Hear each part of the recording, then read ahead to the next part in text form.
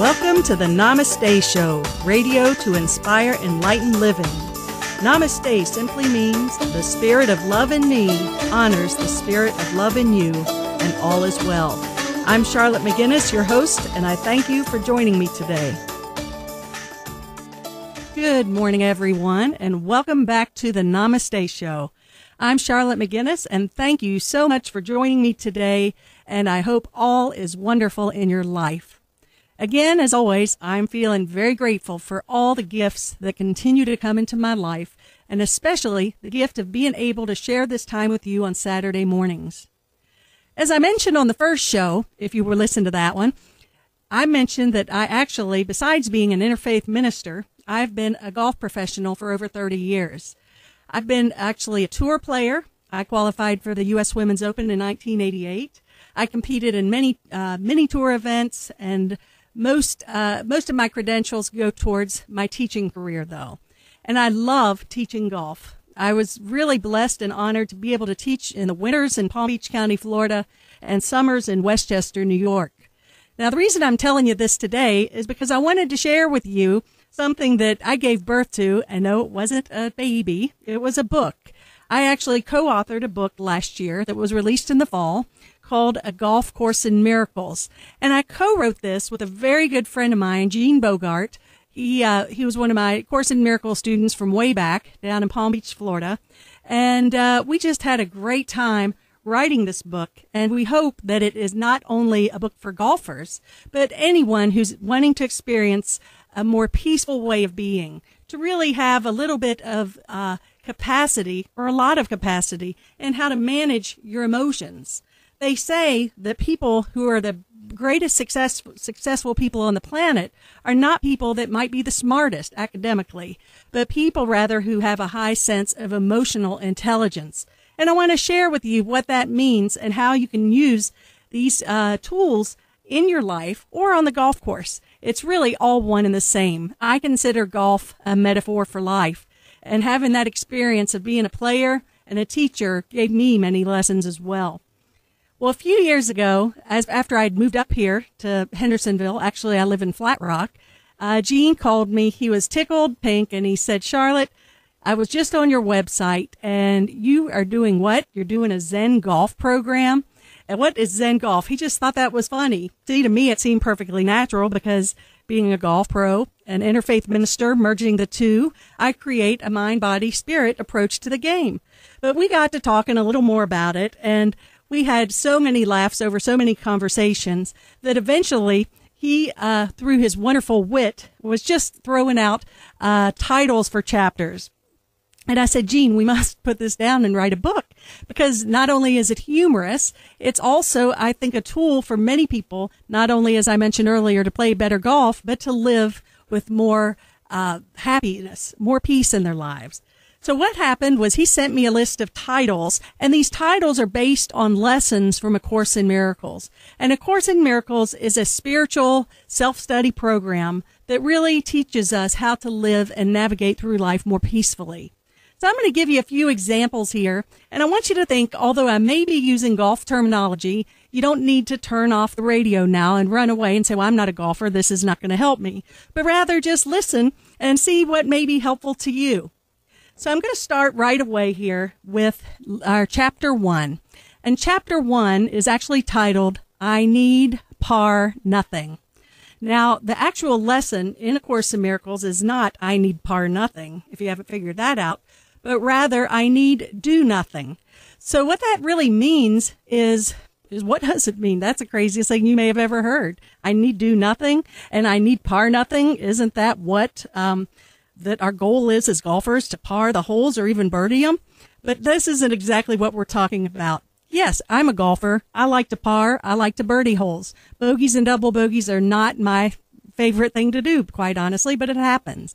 But when we say I need par nothing, that really is saying that I don't need my golf score to reflect something on a scorecard that is going to determine my state of peace and well-being and happiness.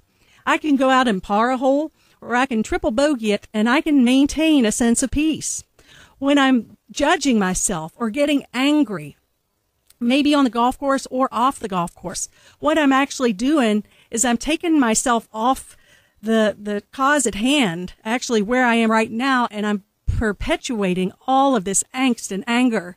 Now think about this. If I'm angry, I've just hit a poor shot, or maybe I've had a bad score on a hole, or a bad day at work, or the kids were being a little tough today, whatever. So I'm upset. I have a choice of how I respond to this. How wonderful is life when I can respond in peace, regardless of whether or not I par or whether or not life gives me the cordial circumstances I'm asking for. Well, the beauty of this is when I can maintain that sense of peace, I'm actually creating a sense of emotional intelligence that I mentioned earlier. They say, as I mentioned earlier, those who are emotionally intelligent are those who succeed. Well, why is that? Well, if I've just slammed my club in the ground and I'm all fired up and angry, or I've yelled at my spouse, or I've gotten angry at my children or my boss, then what's going to happen is I'm just creating an opportunity for more of that to come back at me. There's a quote in A Course in Miracles that says, it only takes one to heal a relationship, and that is usually the saner of the two. Now, what are you choosing? Are you choosing to be the saner of the two? Or are you going to step back, take a deep breath, and say, I choose peace? Well, when I go to that next shot or that next meeting or encounter, what happens, I have a much more clear mind, and then my life reflects that back to me. So stress and golf have nothing that go well together, are nothing that go well together. Stress is one of the biggest killers of a golf game, and really one of the greatest obstacles in a good, healthy life as well.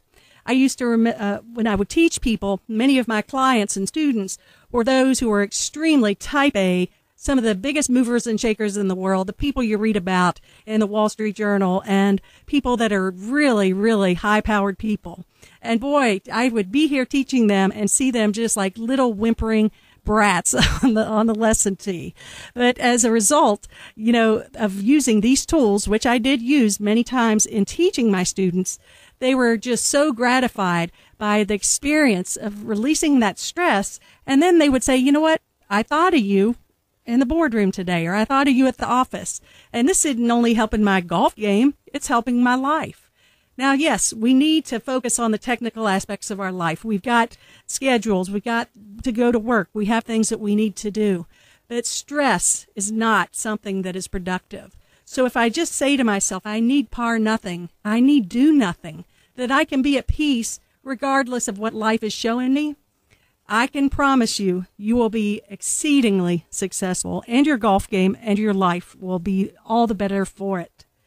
Now, another thing that that Course in Miracles talks about, and this other chapter here that I wanted to address for a few minutes, which is, I see only the past in this sand trap. Well, so I know I'm getting out there, but let's just think about it. For a golfer, and I personally, I will give myself credit. I was an excellent and am an excellent player from the sand. Now, most people, when they get their balls into the sand, they hit a shot, it lands in the sand, all of a sudden, the stress level goes up, they get anxious, the brow starts to sweat, and it's like, oh my goodness, I'm in the sand, this is tragic. They give the sand another name. They call it a hazard. That in itself is a scary word. But why is that? And what was the name of the chapter again? I see only the past in this sand trap. Now what happens is I go into this experience, sand trap, bunker, hazard. Think of your own life hazards. You go in and you say, oh my gosh, in the past, I've never been able to hit this right. I've never been able to do this right at work. I've never been able to finish a diet, whatever it is. Well, what value is that serving when you come in and bringing the past into that moment?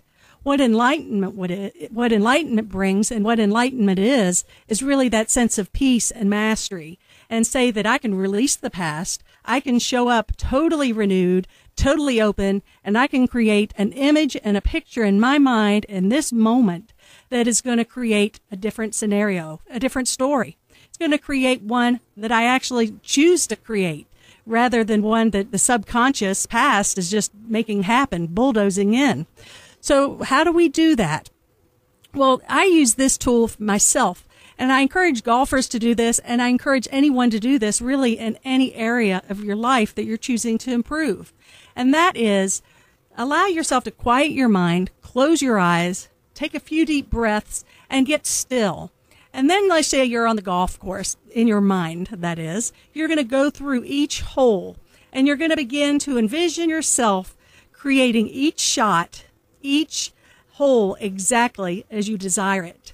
And when the past comes in, you get on the tee in your mind, and all of a sudden that negative shot that you hit last week comes into your mind. You're able to step back, take a breath, and just continue moving forward in peace, creating that which you choose to create.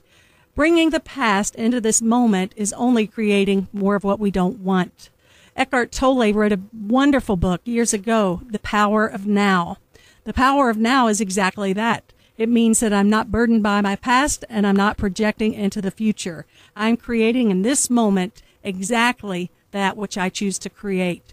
When you're on the course, after you've done this mental practice, or you're in life and you do this mental practice, you sort of play the script in your mind. That's a wonderful way to practice and develop confidence and begin to change those thought patterns. But when you're on the golf course, stand up, look at your shot, assess it, and then say, okay, this is what I envision. This is what I choose to create. If the negativity comes into your mind and body, take a deep breath. Choose again. I love the teachings of Abraham Hicks. And Abraham says, whenever we're in conflict or worry, choose a better feeling thought. Every time we choose a better feeling thought over fear or bringing the past into it, we're making that space for allowing only good to come forth. All of what I'll be teaching on this show and what I talk about really does have the same theme. And that theme is responsibility for sight, responsibility for everything in your life. And I can promise you that once you can become more peaceful, release the past, the fears, the judgments, become more present in this moment, begin to consciously create that which you choose and desire in your life. Since you're giving that more attention and intention, what happens is you're going to live your life with so much more grace and ease. So let's take a break. Think about your golf game. Think about your life where you would like improvement, and begin to take some of these things into consideration so you can practice them and then create a life where there is no conflict or fear, and that where you do experience joy. We were created to be happy. We were created not to struggle. We have to just be willing to let go of our old paradigms and beliefs and start new. Be reborn in this moment. Now is the only moment there is, and all is well. So let's take a few moments, listen to the commercials here, honor my advertisers by supporting them. I honor them. They're so wonderful, and you are too. Thank you for tuning in, and be back in a few minutes. Fitness for the body, mind, and soul, your one-stop shop for overall well-being in Hendersonville's only holistic health and wellness center. Jennifer Bird, award-winning bodybuilder and Hendersonville's best personal fitness trainer, will work with you to create a program to attain your optimal body. I love my therapeutic massages from Elena, facials with Claire, and then have an organic veggie juice or smoothie with Tony. Fitness for the Body, Mind, and Soul also offers Zumba, Nia, Ageless Grace, boot camps, abs, stretch, yoga, and Tai Chi. Great membership deals are waiting for you. Come in for a tour today at 419 South King Street in downtown Hendersonville, or call us at 489-3855. See you there. Did you know that the words you speak create your reality? Since that's the case, you may want to pay attention to what you're saying. My good friend, mentor, and master teacher, Robert Tennyson Stevens, creator of Mastery Systems, is a pioneer in the influence of language, imagination, facilitation, and body language on activating and enjoying our dreams now. For more than 30 years, Bob has provided personal, team, and corporate facilitation. We are blessed to have Bob living right here in our own backyard, and we're grateful to him for offering his seminars at the Namaste Center. Make sure you check out Bob's website, masterysystems.com, or call his office for an appointment, 891-7500. Did you know that disease cannot live in an alkaline body? Of course, we all know that a healthy diet, abundant in fruits and vegetables, is good for us, but did you know that by drinking Kangan alkaline water, you can restore your body to homeostasis, which is its natural state for healing? Sound too good to be true? Give Ellen a call at 828-697-1556 to find out more about this miracle water.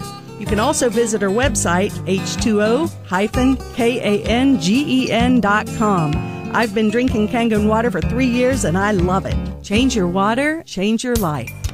If you love your furry friends as much as I do, then you want their caretakers to love them too. My good friend Laura from Flat Rock Furry Friends and More loves your pets as much as you do. Our dogs squeal with excitement every time she comes to visit. She has been in business for 4 years, bonded and insured, and loves to provide day visits to your feline and canine friends. Call Laura today at 489-8009. Her initial visit and assessments are free. Your pets will love her, and you will too. Are you feeling like you would like more clarity and inner peace in your life? Are you looking for a unique and personal gift for someone? If you have not been to Emerald Lotus, you need to go. My friend Lori Fothergill has created an amazing sanctuary for the body, mind, and soul. Emerald Lotus has wonderful spiritual tools and gifts, workshops and classes, and spiritual guidance for anyone who is seeking more inner peace and awareness in their lives. Go see Lori today at 1750 Brevard Road in Laurel Park in Hendersonville. Her number is 693-0301. How would you like to get a great workout and have a lot of fun at the same time? Eric at Dancing Feet would love to introduce you to the world of ballroom dancing. His teaching technique is fun. Maybe you want to learn a sexy Latin dance, or you have a wedding coming up and you want to look dazzling on the dance floor. Eric is available to you for group or private lessons. He and his wife Michelle also host social dances and parties. Call Eric today at Dancing Feet, 692-1900. Visit Eric today at the Singleton Center in Flat Rock and tell him Charlotte sent you. Crystal Visions is a sanctuary for the spiritual seeker, providing resources for transformation and growth, including books, music, crystals, jewelry, and more, serving the greater Hendersonville community since 1989. In this sacred setting, you may experience spiritual and metaphysical teachings, guidance, meditation, sharing, and laughter. This is a safe haven for you to reflect upon and voice your thoughts about your earth journey. Their capable and loving staff reflect a broad spiritual background that serves to enhance your experience here. Crystal Visions honors and welcomes all paths. Visit Blair today at 5426 Asheville Highway in North Hendersonville, 687-1193. Thai food is not only delicious, but it's good for you too. My favorite Thai food is Hendersonville's first Thai restaurant, Thai Spice. Jan and Nook share their authentic Thai recipes with the freshest ingredients available and create dishes pleasing to your taste buds and your tummy. Their friendly, accommodating servers and staff make the experience all the more enjoyable. Stop by soon and check out Hendersonville's best Thai food. There's a good chance I'll be there too. You can see them at 220 South King Street in Hendersonville, 693-7323. Welcome back, everyone, and this is part 2 of my book, A Golf Course in Miracles. I wanted to share some of this with you today because it really is who I am and what I'm about. I have integrated my passion for golf and my passion for spiritual evolution and co-written this book with my friend Gene Bogart. You can actually order this book online at agolfcourseinmiracles.com or simplify it, agcim.com. I think you'd enjoy it. It's not for golfers only. It's a book for everyone and anyone who's choosing to live with more peace, ease, and grace in their life. So now I wanted to go on to a few more of the lessons here, the chapters. And I'm jumping ahead here because there's one here in chapter 22, which says, I do not perceive my own best handicap.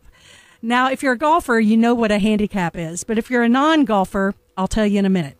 But this lesson is patterned and based on the lesson from A Course in Miracles, I do not perceive my own best interests. You know, it really boils down to this. We tend to always think we know what's best for us. And we get so driven, so focused on what we think we want, that we don't even have a clue that that's not really what is in our best interest. Yet we do everything we can to make it happen, and it happens, and it's like, whoa, that's not what I was looking for. Tell you my personal experience. When I was in my 20s, early 20s, I had already pretty much attained a pretty good success in my life. I was a teaching professional at a very prestigious club in Florida and New York. I had an excellent playing career. I had lots of friends. My physical shape was a 10. I really had everything that I'd ever put my mind out to create. Now, I have to say that it was something I was passionate about. I did love it. So that being said, I woke up and I said, you know what, though? This is not all there is, and I'm going to find out what it is that's missing. And that's really what sent me on an even deeper spiritual journey, because I had manifested everything in my life that I thought I wanted, and I'd done well at it. Yet I knew there was something missing. Now, I had the good fortune of actually creating something that was meaningful to me. And even then, I still wasn't 100% satisfied with what was out there. Well, what happened was I was realizing that I was expecting these external means to satisfy me, to fulfill me. And rather than just being happy with what was, I was saying, well, I guess I could shoot a better golf game. Oh, if I could get this job or more students, then I'll be happier because I'll have more money. Oh, if I can just up my weights in the gym, then that's going to be even better.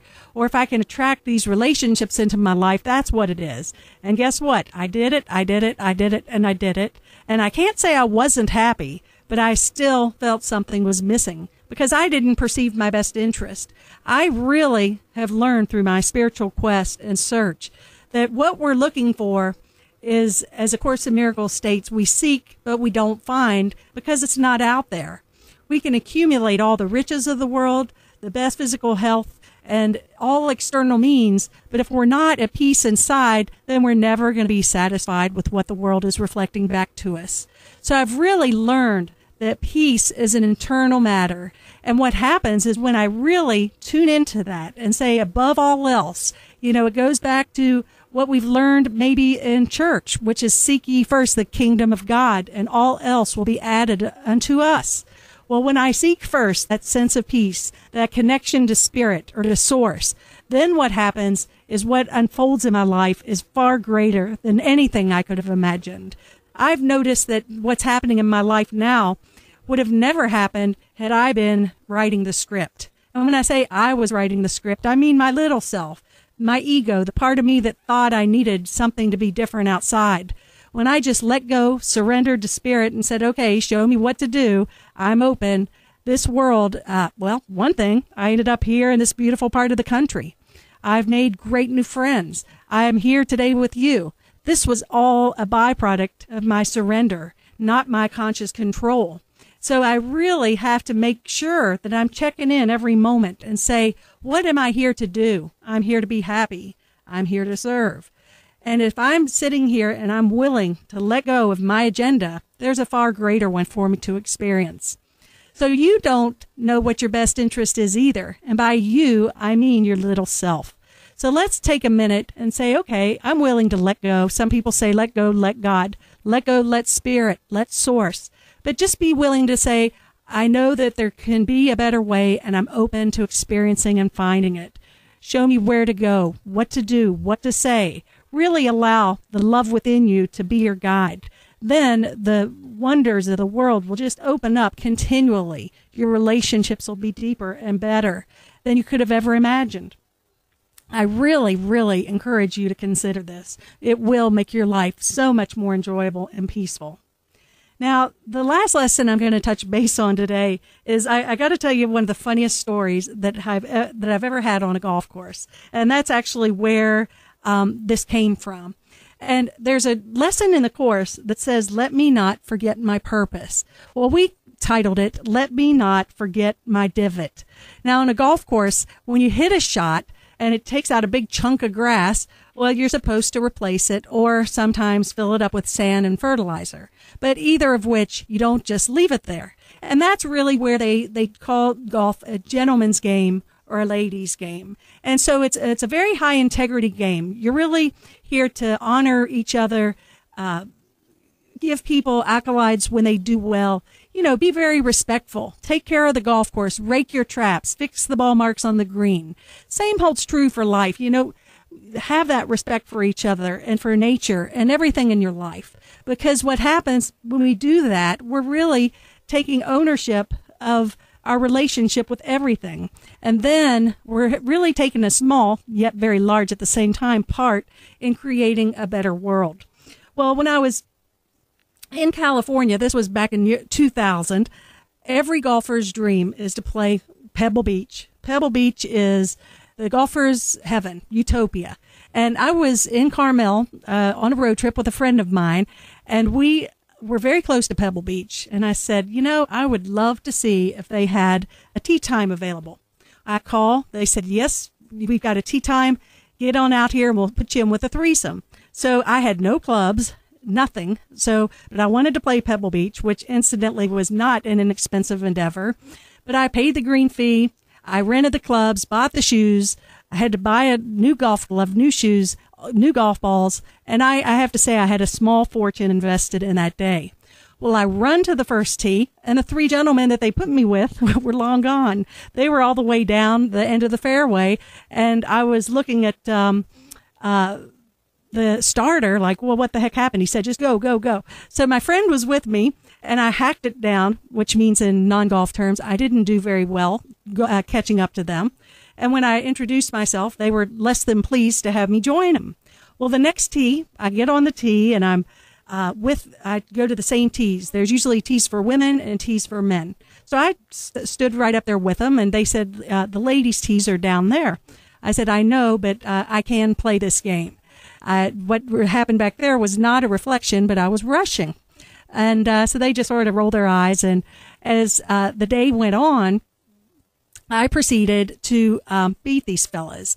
Well, what happened, back to let me not forget my function or let me not forget to replace my divot. These fellas were not seasoned. They were retired professional football players. They drank heavily all the way around. They relieved themselves on the side of their golf cart. It was just an obnoxious experience. So what ended up happening, the very last hole that I played, and by many holes before this, they had lost complete interest in me joining them. But the last hole at Pebble Beach was something I'd seen on TV. It was hallowed ground for me, and I birdied it.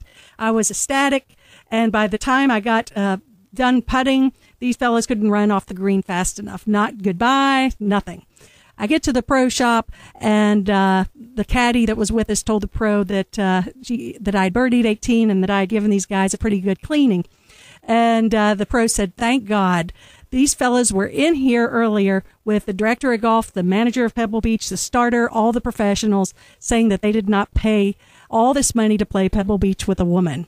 Well, as a result, they all said, boy, I hope this woman beats them. So I was, in that respect, I was very happy for them and me that I beat them. But the bigger lesson here was I still maintained my sense of peace and honoring of these fellas, although they chose not to.